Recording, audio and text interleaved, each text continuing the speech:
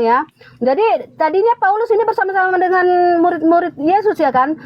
Berarti dari situ bisa kita simpulkan dong kalau ternyata kedua belas murid Yesus dan Yesus itu adalah Kristen karena kelanjutannya ke Kristen Katolik Roma Vatikan gitu. Jadi bukan Kristen nompang nebeng ya Bang ya. Oke, baik. Oke, jadi begini. Al-Quranul Karim mengatakan awalau kana aba'uhum la ya'qiluna syai'an wa la yahtadun. Bahwa orang-orang seperti Kristen ini menurut Al-Quran, ketika diperintahkan kemudian mengikuti apa yang didatangkan Allah kepada Bani Israel, mereka menolak. Mereka lebih memilih apa yang diajarkan nenek moyang mereka. Kata Al-Quran, padahal nenek moyang mereka tidak mengetahui apapun dan tidak mendapat petunjuk. Mari kita buktikan data ini. Orang Kristen di tahun 2024 kita tanya, dari mana Anda mengatakan seperti yang dinyatakan Bu Rasmi? Bu Rasmi mengatakan dari pendeta. Pendeta ditanya, wahai pendeta, kamu dapat ilmu dari mana? Dari pendeta sebelum aku. Kita runut pendeta sampai ke Belanda. Belanda nyebrang tak nyebrang sampai ke Vatikan. Di Roma nih, kita di Roma di abad pertama kita tanya. Kalian mendapatkan informasi bahwa Paulus ini bertemu dengan murid-muridnya, lalu kemudian mereka sama-sama mengajar, itu dari mana informasinya? Maka orang-orang akan berkata, dari Lukas. Mana Lukas? Hai Lukas ini, kamu pernah melihat Paulus bersama dengan murid Yesus? Di mana kamu pernah? Oh enggak Pak, saya cuma melakukan penyelidikan. Penyelidikan dari mana? Dari orang-orang, dari peristiwa-peristiwa yang pernah saya dengar. Siapa? Dari peristiwa yang mana? Ini Pak, orang-orang yang ada pada saat itu. Yang mana? Gembala-gembala yang ada di padang gurun. Ya, siapa orangnya? Saya lupa Pak. Yang jelas ini penyelidikan saya Pak. Dan saya susun hanya untuk Theophilus. Terus gimana ini, orang-orang sudah menjadikan kitab ini sebagai firman Tuhan. Tolong buktikan secara akurat bahwa kesaksian-kesaksianmu dari peristiwa itu adalah benar-benar akurat. Tolong buktikan. Engkau adalah simbol akhir. Engkau adalah simpul akhir. Engkaulah penentu. Kebenaran agama Kristen ini engkau penentunya. Tolong, kamu pernah bertemu Yesus? Tidak pernah Tuhan. Atau pernah bertemu dengan muridnya Yesus? Saya cuma bertemu dengan Lukas, dengan Markus dan Paulus. Oh gitu. Kamu nggak pernah bertemu dengan Yohanes anak Zebedeus? Nggak pernah Tuhan.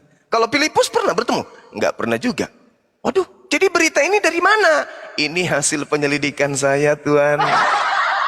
Inilah yang Al-Quran katakan. Yang mereka ikuti awalau kana aba'uhum la ya'qiluna syai'an wa la yahtadun. Padahal nenek moyang mereka tidak mengetahui apapun dan tidak sama sekali mendapatkan petunjuk. Apa maksudnya tidak mendapatkan petunjuk? Karena mereka tidak menerima wahyu. Mereka tidak ada yang menerima wahyu. Mereka menuliskan berdasarkan pendapat masing-masing dari hasil penelitian mereka masing-masing yang konon menurut mereka itu adalah sumber dari kesaksian-kesaksian. Siapa saksinya? Contoh misalnya, penulis buku Yohanes. Dia tulis dari kesaksian-kesaksian dari pelayan firman. Siapa itu? Gak tahu. Gak ada yang tahu. Nah, artinya antara Yesus dengan penulis Bible terputus. Tidak nyambung. Ada jurang pemisah. Sementara Yesus mengatakan, aku tidak berkata-kata dari diriku. Yang aku katakan adalah apa yang diperintahkan. Nah, mana perkataan yang diperintahkan itu? Mana? Mana firman yang diperintahkan Yesus untuk disampaikan kepada Bani Israel? Mana? Disuguhkanlah kita Lukas. Oh, ini catatan Lukas. Yang kita minta adalah Injil Yesus yang keluar dari mulutnya Yesus. Mana? Siapa yang menerima dari mulut Yesus ke telinganya lalu kemudian menyampaikan ke murid yang lain? Siapa itu? Tak ada. Mata rantai penyampaian ini terputus sama sekali, sehingga Al-Quran mengatakan mereka hanya mengikuti apa yang mereka dapati dari nenek moyang mereka masing-masing. Nah, kembali kepada tema kita. Kalau kita berbicara mengenai apa yang diterangkan Ibu Rasmi, malaikat, Tuhan, itu bohong. Kenapa bisa demikian? Ini kalau Anda percaya kepada Lukas sebagai rasul, tak kembalikan nih. Ini menu makanan yang ada di meja Bu Rasmi. Makanlah sendiri makanan ibu, jangan Anda tolak. Kisah para rasul 7 yang datang kepada Nabi Musa itu bukan Tuhan, tapi malaikat. Lalu firman Tuhan kepadanya, memang betul dikatakan, lalu firman Tuhan kepada Musa, tanggalkanlah kasutmu dan kakimu, sebab tempat di mana engkau berdiri itu adalah tanah yang kudus. Memang di situ dikatakan Tuhan yang berfirman. Iya, memang betul. Tuhan yang berfirman di situ. Kenapa? Karena yang disampaikan malaikat adalah firman Tuhan. Makanya dikatakan, dan sesudah 40 tahun tampaklah kepadanya seorang malaikat di padang gurun. Coba. Ini keterangan dari Lukas sendiri di Kisah Para Rasul 7. Musa heran tentang penglihatan itu. Dan ketika ia pergi dan dikatakan gini, dan sesudah 40 tahun tampaklah bagi Musa seorang malaikat di padang gurun di Gunung Sinai, di dalam nyala api yang keluar dari semak duri. Berarti itu adalah malaikat. Lalu firman Tuhan kepadanya. Nah, ini Tuhan, padahal tadi yang dilihat adalah malaikat. Lalu firman Tuhan kepadanya, tanggalkan kasutmu, katanya. Lalu diterangkan di data 35-nya. Musa ini yang yang mereka tolak dengan mengatakan, siapakah yang mengangkat engkau menjadi pemimpin dan hakim? Musa ini juga telah diutus oleh Allah sebagai pemimpin dan penyelamat oleh malaikat. Dia diutus oleh Allah sebagai pemimpin dan penyelamat oleh malaikat yang telah menampakkan dirinya di semak duri. Lalu dikatakan di data selanjutnya, Musa inilah yang menjadi perantara dalam sidang jemaah di padang gurun di antara malaikat yang berfirman kepadanya di Gunung Sinai dan nenek moyang di antara saudara-saudara mereka. Lalu dikatakan lagi, kamu telah menerima hukum Taurat yang disampaikan oleh malaikat-malaikat kepada Nabi Musa. Kisah Para Rasul 7 nomor 53. Jadi tak ada itu Tuhan langsung berfirman kepada Abraham, Tuhan langsung berkata kepada Nabi Musa, tetapi melalui perantaraan wahyu, di balik tabir atau melalui perantaraan malaikat. Al-Quran surah Asy-Syura 51 itu tidak akan pernah salah, bahwa tidak layak kemudian seorang manusia berbicara langsung kepada Allah kecuali dengan 3. Pertama wahyu, yang kedua tabir, yang ketiga malaikat. Apa wahyu? Seperti yang terjadi kepada Nabi Abraham. Apa itu? Malaikat, dia berbicara dengan Tuhan melalui mimpi. Tabir, Nabi Musa alaihissalam bertemu mendengarkan suara Tuhan dari balik api. Wahyu malaikat, baginda Rasulullah Muhammad SAW menerima Al-Quran melalui Roh Kudus, malaikat Jibril. 3 poin ini jelas itu. Jadi yang datang kemudian kepada Paulus, yang datang kepada Lukas melalui apa? Tabir kagak, wahyu kagak, malaikat kagak. Lalu dari mana? Dari wartawan yang lain. Gitu Bu. Jadi belajar itu kata Al-Quran harus menggunakan akal. Kenapa harus menggunakan akal? Kata Al-Quran, kalau tidak menggunakan akal, nanti kita akan diisi di dalam neraka. Itu Al-Quran mengatakan. Karena Allah mengatakan dalam Al-Quran, innama yatazakkaru ulul albab. Sebenarnya hanya orang yang berakal sehatlah yang bisa mendapatkan pelajaran yang benar. Ini Al-Quran yang mengatakan.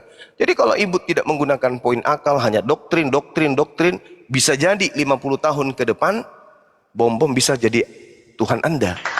Karena Anda hanya menggunakan logika, tidak menggunakan, Anda hanya menggunakan doktrin, tidak menggunakan logika, akal sehat. Demikian. Silakan. Kasihan tuh Bang Juma, Lukas sama Markus kebingungan wajahnya. Bu Rasmi.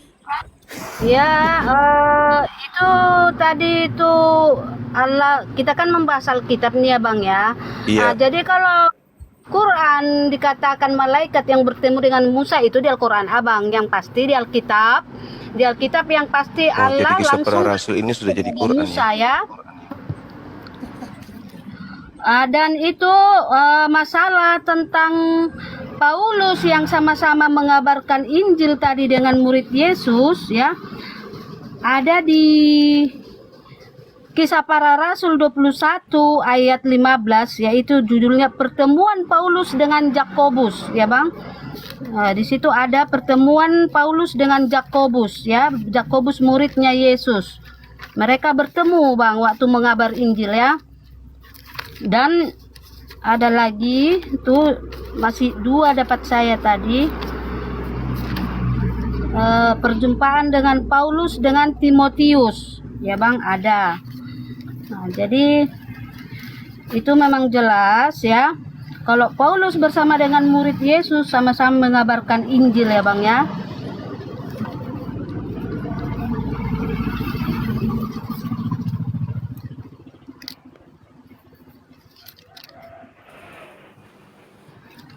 Bu Rasmi, tadi nggak dengar kata Bang Juma itu, yang nuliskan Ya. itu siapa gitu, nggak dengar ya tadi. Siapa yang menyampaikan itu? Apa? Tadi kan dibilang yang menuliskan itu tidak jelas siapa yang menuliskan, hanya dengar-dengar kata si anu kata si anu. Biarkan dulu Bu Rasmi menanggapi pernyataan Bang Juma.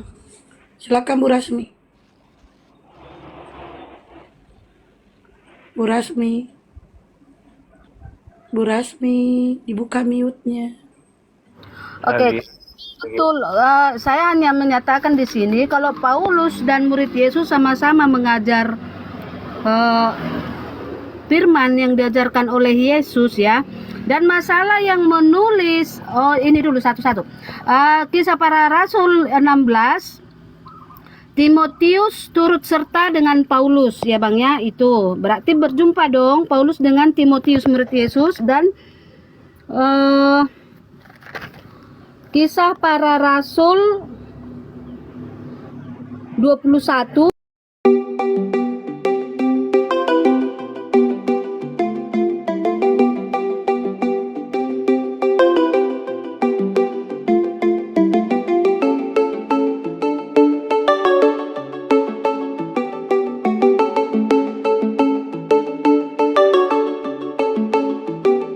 Murid-murid Yesus ini mencatat firman Tuhan ini, yaitu waktu Yesus mengajar di dunia ini, kan Yesus bersama dengan ke-12 muridnya.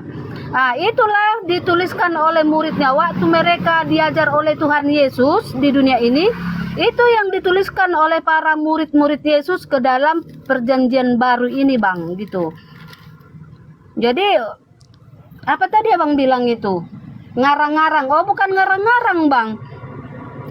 Apa yang diajarkan Yesus kepada murid-muridnya waktu Yesus di dunia, itulah yang dituliskan ke-12 murid Yesus di dalam perjanjian baru, yaitu mulai dari Matius sampai ke Wahyu, gitu Bang. Oke, baik. Nah sekarang Ibu lihat bagaimana Yakobus mengakhiri hidupnya itu wafat di tahun 44 Masehi. Sedangkan kalau kita bercerita tentang apa yang diceritakan oleh Lukas, Lukas ini menulis nanti di tahun kisaran 63 Masehi. Yakobus sudah meninggal, baru kemudian Lukas ini menulis. Di mana Yakobus bertemu dengan Lukas? Kalau dia tidak pernah bertemu dengan Yakobus, lalu dia menuliskan Yakobus bertemu dengan Paulus, ya informasinya dari mana? Bukankah Lukas mengakui dia menuliskan cerita dia di buku pertama, buku kedua, Lukas dan Kisah Para Rasul, itu dituliskan berdasarkan hasil penyelidikan. Kalau dari penyelidikan dia akui, kita tahu secara tradisi Kristen mengakui Yakobus anak Zebedeus meninggal usia 44 tahun. Dari usia dia menjadi pengikut daripada, kalau kita hitung dari kehidupan beliau menjadi murid daripada Yesus. Yakobus paling selisih 2 tahun, 3 tahun dengan Yesus. Sedangkan Kisah Para Rasul ini ditulis pada tahun 63 Masehi. Itu satu. Paulus surat-suratnya ditulis di atas tahun 50 Masehi. Itu 2. Sekarang Yesus di abad pertama, di tahun 30-an sampai tahun 33 mengaku segala firman yang diberikan kepadaku telah aku sampaikan kepada mereka.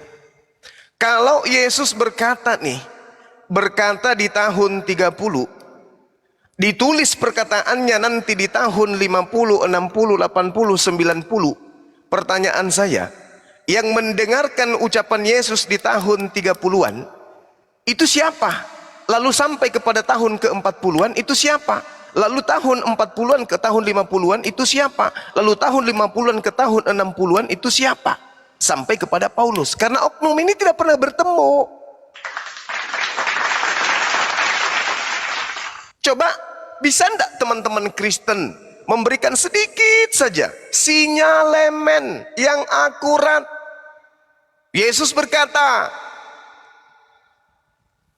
aku tidak dapat berbuat apa-apa dari diriku sendiri. Atau Yesus berkata, pergilah ke seluruh dunia. Atau Yesus berkata, kepadaku telah diberikan kuasa baik langit baik di surga maupun di bumi. Atau dia berkata, baptislah mereka. Atau dia berkata, siapa yang berkata bahwa aku adalah Tuhan, maka mereka akan diselamatkan.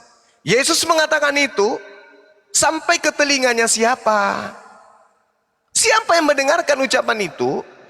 Sampai ke A, sampai ke B, sampai ke C, sampai ke D, sampai kepada penulis-penulis Bible. Siapa? Tidak ada. Tidak ada yang menuliskan itu.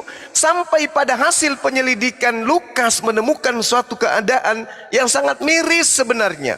Hanya orang-orang berpikirlah yang bisa kemudian mengetahui itu. Makanya Al-Quran mengatakan hanya orang-orang yang mendapatkan kemudian keadaan, kesempatan untuk berpikir yang bisa mendapatkan pelajaran. Innamat yatazakkaru ulul albab. Sebenarnya hanya orang yang berakal sehat yang bisa mendapatkan pelajaran.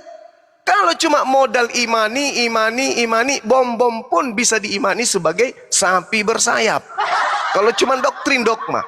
Tapi ini akal yang harus menjadi tolak ukur pelajaran yang benar itu. Nah, kita lihat Lukas. Apa yang dikatakan Lukas kemudian? Waspadalah supaya kamu jangan disesatkan. Kamu di sini siapa? Bani Israel, murid-muridnya. Murid-muridnya. Wahai murid-muridku Bani Israel yang bukan Kristen, waspadalah, sebab akan banyak orang yang datang dengan menggunakan namaku dan berkata, akulah dia.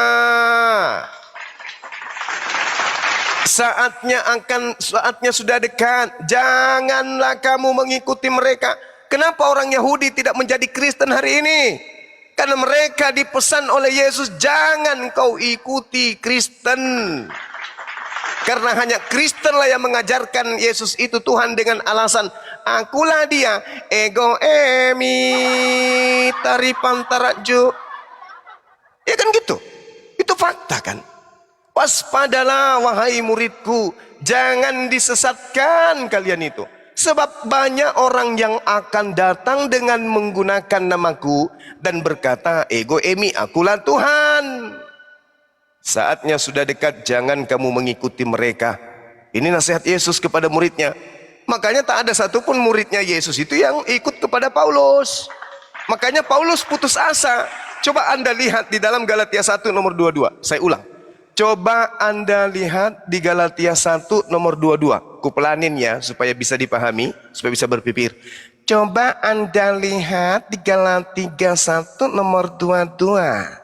Tuh, kalau belum masuk juga di otak saya kerasin. Coba Anda lihat di Galatia 1 nomor 22. Apa yang Paulus katakan di sana? Sesungguhnya wajahku, rupaku tidak dikenal oleh satu manusia pengikut Yesus pun di tanah Yudea. Paulus yang mengaku loh. Tidak ada satupun manusia dari pengikut Yesus, dari murid Yesus, dari ke-12 murid dan yang lain-lainnya yang mengikuti Yesus, yang mengenal aku. Berarti tidak ada pengikut Yesus, murid Yesus yang pernah bertemu dengan Yesus. Ini data. Kuulang lagi dari belakang. Yudea di Kristus jemaat-jemaat oleh dikenal tidak tetap rupaku tetapi. Mengerti enggak tuh? Bingung kan? Maka ku perbaiki bahasanya supaya ngerti. Tetapi wajahku tetap tidak dikenal oleh murid-murid Yesus di tanah Yudea. Kalau kayak gitu kayaknya ngerti deh. Galatia 2, Galatia 1 nomor 22. Atau mungkin kalau dibalik bisa masuk di otak. 22, 1. aita lagi gak. Tuh Galatia 1 nomor 2 gitu bacanya tuh kalau dibalik. Bisa dipahami ya sampai di sini? Tapi mana murid saya kok pada berlarian? Kelas jangan ditinggal kelas, Waduh, gimana ini guru BP-nya? Waduh, lain kali kalau saya lagi ngajar kayak gini, kelasnya ditutup dong. Kayak mana? Ya udah, guru-guru dan kepala sekolahnya lah suruh ke sini biar kutatar juga. Lagi cari uang SPP dulu Bang Zuma. Oh iya. Memang berat karena terbukti ajaran mereka ini bukan dari ajaran para nabi. Tak ada satupun. Makanya Al-Quran mengatakan hanya orang yang menggunakan akal lah yang bisa mendapat petunjuk. Hanya orang yang menggunakan akal lah yang kemudian mendapat hidayah. Itu jelas itu. Allah Akbar. Tidak bisa dipungkiri. Bang Juma, tapi tadi dia itu belum sempat loh ngeluarin jurus andalannya loh. Si Bu Rasmi itu. Dia Apa, punya terong jurus bakar? andalan. Bukan, ketawa kuntilanak. Ketawa kuntilanak itu. Oh, kalau siang dia tidak mabok, Bang. Malam baru dia minum itu topi miring. Oh, dia Nggak ganti nih. mampu. Muridnya tadi ke toilet, Bang. Dia naik lagi nih. Wih, mantap. Ini udah mau dibayar Bang SPP-nya Bang. Aduh. Bu Rasmi, kalau guru menjelaskan jangan tinggalin kelas lah, nggak sopan. Putus sendiri. Siapa yang mutusin? Nah itulah dia. Ini tadi ya, abang bilang tadi Jakobus sudah mati atau apa? Memang Jakobus itu adalah memang murid pertama yang ditakdirkan untuk mati duluan, yang mati martir duluan itu ditakdirkan ya Jakobus gitu. Jadi Jakobus mati masih ini di pedang Raja Herodes gitu ya. Dan semua murid Yesus ya memang matinya sangat tragis semua ya. Bukan cuma Jakobus saja, semuanya Bang. Itulah sakitnya mengikuti jalan Kristus Bang. Sakit, sangat sakit. Bukan gampang mengikuti Yesus ya. Ini mati martir semua muridnya Bang. Mati tragis, mati dibunuh semua. Bukankah itu justru kemudian menjadikan bukti akurat bahwa mereka itu adalah nabi-nabi palsu? Karena di dalam kitabnya orang Yahudi, bukan nabi-nabi palsu. di dalam kitabnya Tetapi orang Yahudi, karena apa Bang? Karena apa seperti itu? Iya. Karena Allah menciptakan manusia itu dan iblis datang menggoda manusia itu. Jadi ini manusia-manusia yang tidak mengikuti ajaran Kristus ini dikuasai oleh iblis seperti itu Bang.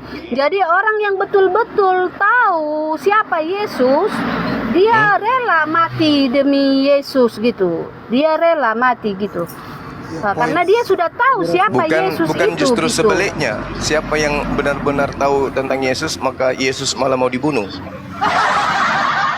Kan Bukan. justru Itu yang tidak tahu itu, makanya si Yudas bunuh diri karena dia tidak tahu Bang kalau orang bermaksud jahat kepada Yesus gitu. Ada ayatnya kan, Yudas bunuh diri. Jadi dia disalib. bukan Yudas yang disalibkan, Yang tetapi tadi sebelum poinnya, kok waktu bisa masih Yakobus itu pengadilan Yesus, bercerita kepada Yudas sudah Lukas bunuh dan diri Markus, gitu. gimana ceritanya jadinya Bu Rasmi kalau nggak pernah ketemu? Jadi gini, jangan disiksa Bang Bejo.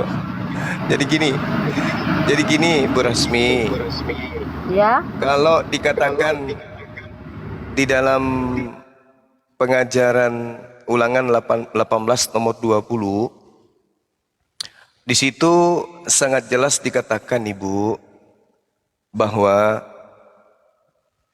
nabi atau prophetis atau apostolos di dalam Ulangan 18 nomor 20, tetapi seorang pengajar atau penyampai firman atau pembawa kabar atau pembawa pesan atau rasul yang terlalu berani untuk mengucapkan demi namaku perkataan yang tidak kuperintahkan untuk dikatakan olehnya, atau yang berkata mengatasnamakan firman Tuhan, nabi itu harus mati.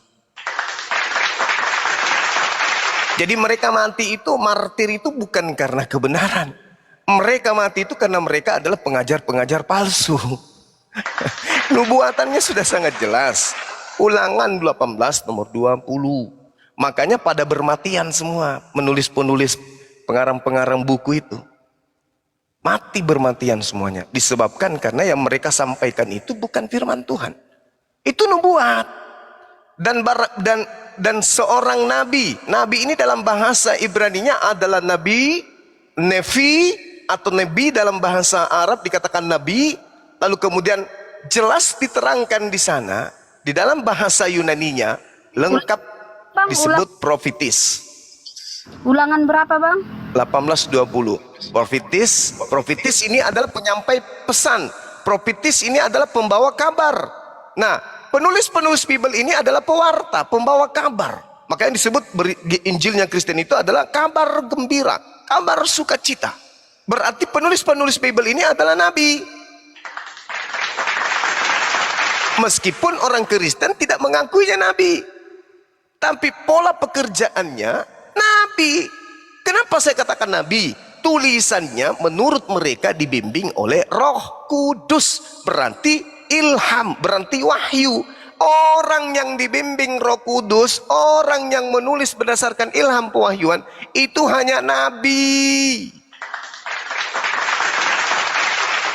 Jadi meskipun ibu tidak mengakui itu adalah nabi, tetap saja terpaksa mereka duduk pada level nabi. Makanya mati mengenaskan, karena Tuhan sudah menubuatkan seorang pengajar yang terlalu berani mengucapkan demi namaku perkataan yang tidak kuperintahkan untuk dikatakan olehnya, atau yang berkata demi Tuhan lain, nabi itu harus mati. Pertanyaannya sekarang, jangankan Tuhannya Abraham, Ishak dan Yakub, Yesus aja pernahkah memerintahkan Lukas, Markus, Matius, Yohanes, Paulus untuk menulis firman Tuhan? Pernahkah? Kalau pernah, di mana dalilnya? Mana perintah Yesusnya? Tidak pernah. Kalau begitu siapa yang memerintahkan mereka kemudian menulis surat? Tidak ada. Mereka menulis sendiri. Makanya Lukas mengatakan, Theophilus yang mulia, aku menyusun berita-berita tentang peristiwa-peristiwa yang terjadi di antara kita, untuk membukukannya untukmu. Begitu juga Paulus. Dari Paulus. Tidak pernah dikatakan dari Elohim, dari Tuhan. Tidak. Dari Paulus. 14 surat Paulus semuanya dari Paulus. Ada di situ dikatakan Paulus menulis dari Tuhan. Berfirmanlah Tuhan, wahai jemaat-jemaat yang ada di Kaisarea, pada hari ini janganlah kalian kemudian makan tanpa minum anggur, karena anggur dengan dibumbuhi air putih bisa melegahkan jiwa. Memang ada itu firman Tuhan? Tidak sama sekali. Maka pantaslah mereka mati mengenaskan, karena mereka mengatasnamakan Tuhan, tetapi Tuhan tidak pernah berfirman kepada mereka. Ulangan 18:20. Nabi itu wajib mati. Dalam bahasa Ibraninya katakan wajib mati itu adalah maut. Gitu Bu Rasmi. Oke Bang ya, itu yang Abang bacakan tadi Ulangan 18 itu ya. Iya. Ulangan 18 ayat 18 ya, itu tentang 20. ya ayat 20 itu tentang bertenung dan bernubuat ya. Itu kan cerita tentang peramal, penyihir. Itu ayat 10-nya itu Bang, itu kan menyerahkan anak, mempersembahkan anaknya laki-laki atau anak perempuan sebagai korban dalam api. Nah, ini namanya menumbalkan anaknya untuk itu seorang peramal, seorang penyihir. Nah, itu kan itu cerita ke situ Bang. Jadi beda cerita murid-murid Yesus ya. Ini kan yang Abang baca kitab Taurat ya. Di sini Yesus belum datang ya.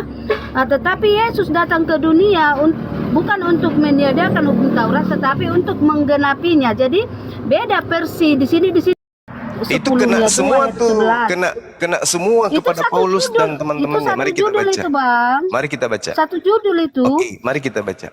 apabila engkau sudah masuk ke negeri yang diberikan kepadamu oleh Tuhan Elohim, maka jangan engkau belajar berlaku sesuai dengan kekejian yang dilakukan bangsa-bangsa itu. Di antaramu janganlah didapati seorang pun yang mempersembahkan. Dengarkan ini. Di antaramu wahai Bani Israel, jangan ada seorang pun yang mempersembahkan anaknya laki-laki atau anaknya perempuan sebagai korban dalam api. Yesus menggantikan dosa-dosa Kristen di atas tiang salib yang harusnya Ya, Kristen yang Nggak dibakar ada di itu, dalam Bang. Nggak api. ada itu. Yang benar bacanya bukan itu. Iya, Bukan itu. saya memberikan pengertian bahwa ini adalah buah hasil dari pekerjaan Paulus dan Enggak, teman-temannya. bukan. Salah, Bang. Di sini Yesus belum lahir loh. Iya, ini Yang betul nubuat. bacanya.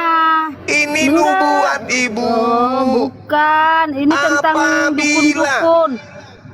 Yang benar bacanya. Ini nubuat, ini bercerita tentang hal yang telah pergi, yang sudah terjadi dalam atau api yang akan ataupun terjadi. seorang yang menjadi petenung, seorang yang menjadi petenung, seorang Apabila peramal, seorang engkau, penelaah, seorang Allah ya penyihir, Karim. seorang pemantra, atau seorang yang bertanya baca kepada dari arwah, perikopnya atau- nomor 9-nya, Ibu. Iya, kan Ah, baca, tadi aku baca. udah baca 9 kan? Apa nomor 9-nya? Ini tadi yang Apabila- yang abang baca yang kayak 10-nya salah, bukan itu Ini isinya. nubuat, ya Allah ya Karim. Ini nubuat. Ya Apabila ampun. engkau sudah Apabila masuk ke engkau- negeri yang diberikan Apabila kepadamu oleh engkau Tuhan sudah- Elohim. Negeri yang dimaksud Maka di sini, iya, kalau kita dengar, berbicara dengar. mengenai nubuah, Ismail diberikan Mekah, Ishak keturunannya diberikan kemudian tanah Janganlah engkau Kanaan. belajar, Bang, dengar Bang ya. Apabila Oke, engkau silakan. sudah masuk ke negeri yang diberikan kepadamu oleh Tuhan Allahmu, Jangan maka kau persembahkan. janganlah engkau belajar di sini Bang, beda Alkitab kita ya. Maka janganlah engkau belajar berlaku sesuai Jangan dengan belajar. kekejian. Paulus dilarang. Jangan berlaku sesuai dengan kekejian yang dilakukan bangsa-bangsa Bangsa-bangsa. itu. Ah. Ya, berarti artiannya Di di sini jika antaramu engkau jangan sudah didapati. masuk, jika Dengar, Bang, dengar. jika Di engkau sudah antaramu masuk ke tanah jangan Kanaan, didapati dengar, seorang pun mempersembahkan Jangan engkau, anak Bang. manusia, baik laki-laki.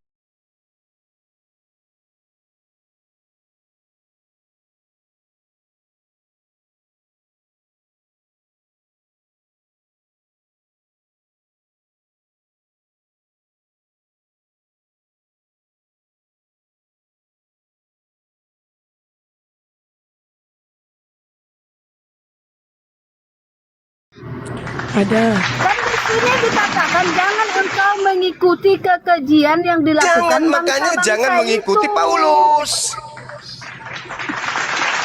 Emangnya Paulus kenapa? Kan Paulus mengatakan mengajarkan Injil. Yesus mati di atas tiang salib untuk menebus dosa-dosa Kristen yang harusnya Kristen dibakar di api, tapi digantikan oleh penebusan Yesus dengan darahnya di atas tiang salib. La haula wala quwata illa ibu. Gini loh Bang, ini kan artinya janganlah engkau belajar berlaku sesuai dengan kekejian yang dilakukan bangsa-bangsa itu. Berarti bangsa-bangsa yang di Tanah sana Kanaan, itu, di tanah Dewa Kanaan Baal, itu Dewa Molok. berlaku kekejian, Jangan ikuti ya kan? Dewa Berlaku Molok. kekejian. Iya, Berlaku jangan kekejian mempersembahkan mereka, bangsa yang di anak tanah Kanaan manusia itu kan? seperti Ya kan? pengikut Dewa Molok, apa sambutannya bangsa-bangsa Paulus asing ke sini, yang Bang? mereka lakukan Bang. kekejian. Bang, ini ulangan kitab Taurat ya. Kira kurang lebih 2000 tahun baru Iya. lahir Yesus ya Bang ya. 1400. Bukan 2000 tahun. kurang lebih kan aku katakan. Kurang lebih Ya, jadi 600 tahun itu. Kalau kurang lebih itu selisih 2 tahun, 3 tahun. Ini 1400 tahun, bukan 2000 tahun. Jadi gini Bu, makanya Bang, kalau Al-Quran kurang itu lebih itu hanya kalau orang 0,5 yang ke berakal lah atas, yang Bang, bisa dikenapkan kemudian 1, mendapatkan 0,5 ke pelajaran. bawah.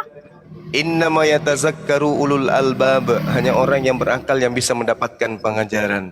Di sini jelas, di antaramu janganlah didapati, di antara Bani Israel jangan didapati seorang pun mempersembahkan anak manusia, baik laki-laki. Anaknya laki-laki atau anaknya perempuan sebagai korban dalam api. Korban Nah, dalam ini api didapatin ataupun nggak di seorang tengah-tengah yang Bani menjadi- Israel ini? ataupun Di zaman seorang Paulus yang didapatin menjadi nggak? petenung. Ataupun Didapati, seorang tidak? petenung, seorang peramal, seorang penelaah, seorang penyihir, seorang pemantera, Remnya sudah mulai blong. ataupun seorang yang bertanya kepada arwah atau kepada roh. Iya Bu Rasmi, iya. Paham yang dibilang Bu Rasmi. Itu Bang Juma nanya. Pertanyaan saya, di tengah-tengah Bani Israel, menurut kacamata Kristen, terjadi tidak persembahan anak manusia di atas tiang salib? Terjadi tidak? Jawab Bu Rasmi. Terjadi nggak? Bu Rasmi, buka mute-nya. Kan Yesus mati di kayu salib. Ya, itu terjadi kan?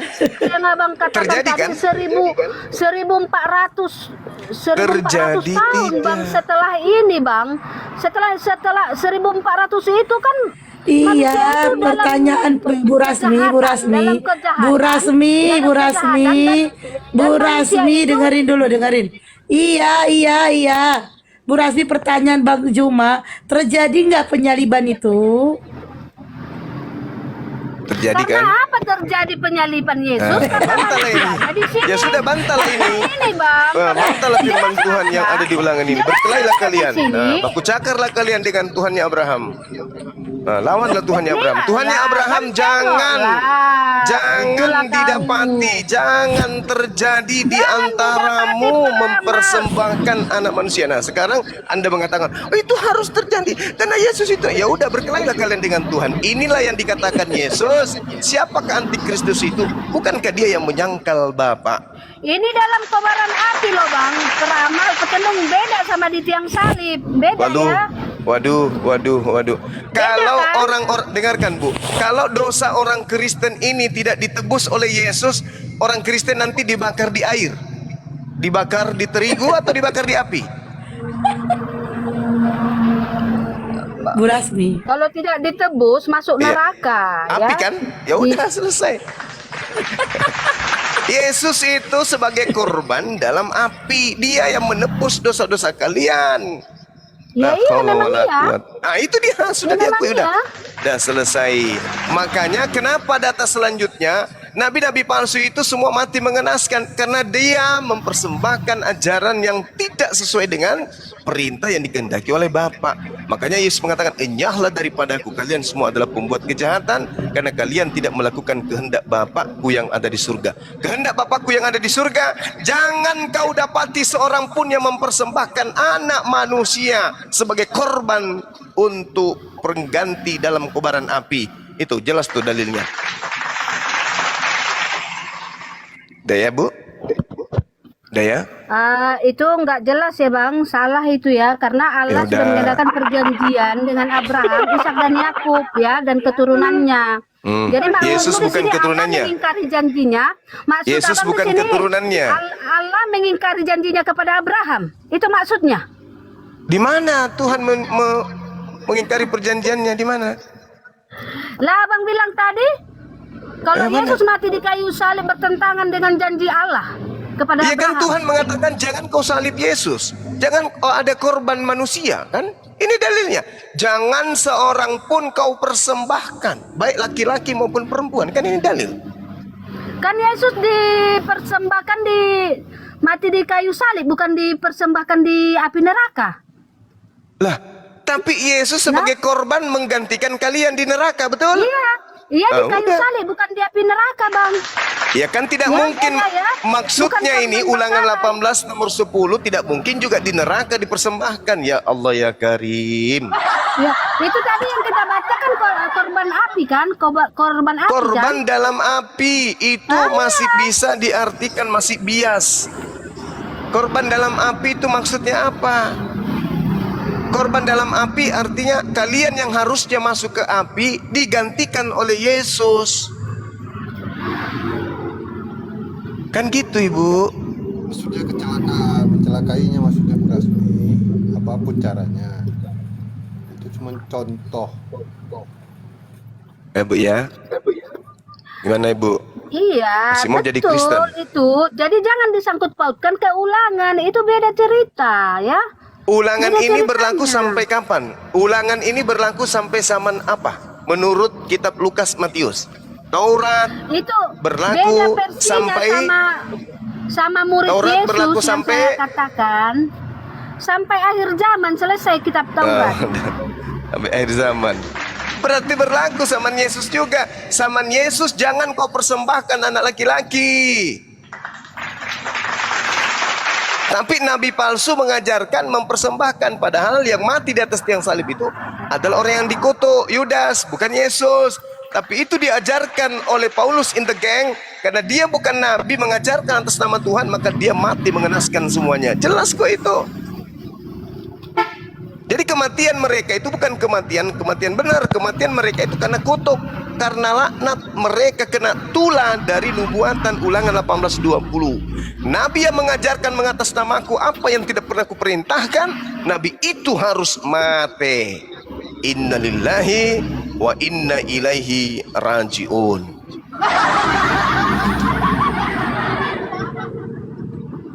Coba, ada nggak penulis Bible Perjanjian Baru itu matinya yang sopan sedikit?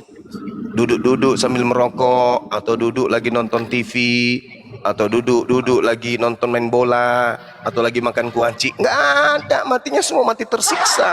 Kenapa? Mereka mengatasnamakan Tuhan, tapi ternyata bukan. Itu loh Atau gini, maksudnya. Bang Juma. Iya. Atau gini Loh, Bang Juma, kan apakah jadi ada gini, Bu menurutmu Rasmi, kematian Yesus gimana? Menurutmu kematian Bu Yesus Rasmi. kayak mana? Bu Rasmi, apakah ada perbuatan ini terjadi bagi orang lain selain daripada Yesus dan murid-muridnya ini? Paulus dan Kan teman-temannya. sebelum Yesus mati di kayu salib kan sudah ada pemberitahuan. Sudah ada pemberitahuan untuk itu. Ya. Kalau 3 kalau kali firman pemberitahuan Tuhan untuk itu, ya. perbuatan harusnya terjadi Sebelum pada siapa enggak, kalau dengar bukan dulu. kepada mereka? Sebelum Yesus mati di kayu salib, Yesus sudah memberitahukannya kepada murid-muridnya. Hanya saja murid-muridnya belum mengerti. Menurut catatan yang muncul belakangan. Betul? Tidak ada sebelum Yesus disalib, Yesus disalib sudah diberitahu. Menurut informasi Sudah diberitahu. wartawan yang datang belakangan. Betul? Kok informasi wartawan, Bang? Bukan wartawan, murid Yesus yang langsung Kalau murid diajarkan Yesus oleh itu, Yesus. kalau murid Langsung Yesus diajarkan oleh Yesus. itu dituliskan di atas tahun 50-an. Lah, ya makanya setelah murid-murid itu mengabar, baru ditulis mereka. Bukan pada waktu Yesus mengajar ditulis. Setelah Yesus mati dan bangkit dan naik ke surga, murid-muridnya Yesus tunggu bentar. Yesus menyuruh murid-muridnya untuk memberitakan Injil kepada seluruh dunia, ya. Setelah mereka memberitakan Injil, disitulah mereka mulai menulis, gitu ya. Jadi bukan Mari sesuatu kita lihat Yesus ya. di dunia mereka menulis. Oke, mari kita lihat. Makanya abang bilang tahun sekian abang bilang, karena mereka menulisnya itu setelah Yesus naik ke surga dan mereka sudah mengabar Injil di situ. Ya jelaslah umur Yesus meninggal aja umur 35 dan mereka mengabar itu ya jelaslah abad ke-40, abad ke-50, abad ke-60. Ya jelaslah itu. Oke, baik. Kita ambil yang simpel, jangan yang terlalu berat. Yohanes, kalau ibu mengatakan ini murid Yesus, kita lihat ya. Yohanes 1 nomor 1. Pada mulanya adalah firman. Firman itu bersama-sama dengan Theos, dan firman itu adalah Theos. Ini penulis Yohanes dapat informasi ini dari mana, Ibu? Ucapan ini. Yohanes 1 nomor 1. Yohanes 1 kok enggak, di Alkitabku enggak ada pakai Theos ya. Theos, ini kan bahasa Yunani, Bu. Pada Jadi mulanya Theos. adalah firman. Firman itu bersama-sama dengan Allah. Dan firman itu adalah Allah. Oke, Dia anggaplah pada bahasa Arab mulanya ya. bersama-sama dengan Allah. Iya, oke, anggaplah bahasa Arab yang ditulis oleh penulis Yohanes. Sekarang pertanyaan saya, ini penulis buku Yohanes dapat informasi data nomor 1 ini dari mana? Bentar yang aku tahu ya waktu aku dulu sekolah. Terus jangan Yunani, karena pada masa itu Yunani memang menyembah berhala. Ya memang, Jadi mereka- makanya kalian yang berhala. Itu teos. Ngaku sekarang. Jangan Bang bacakan di kitab Yohanes 1 ini teos, salah. Kan bahasa Yunani aslinya Mama Ya cantik. nggak boleh, karena pada masa itu Yunani menyembah dewa berhala, nggak Ya boleh. memang ajaran kalian itu dari Enggak lah. Ya, kena repot lagi Bang Zuma. Iya.